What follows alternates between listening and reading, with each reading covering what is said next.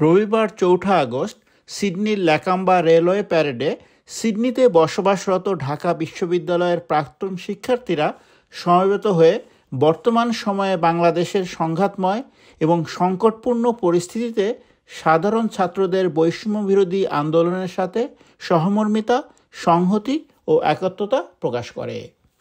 স্থানীয় প্রবাসী বাংলাদেশিদের সাথে নিয়ে তাৎক্ষণিক প্রতিবাদ এবং স্লোগানে মুখর হয়ে ওঠে ল্যাকাম্বার বাংলা কর্নার। উপস্থিত সবাই বৈষম্যবিরোধী ছাত্র আন্দোলনের এক দফার সাথে সংহতি প্রকাশ করে।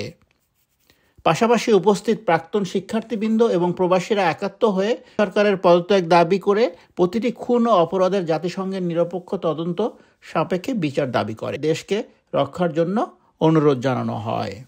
Naim Abdullah, independent television, Sydney, Australia.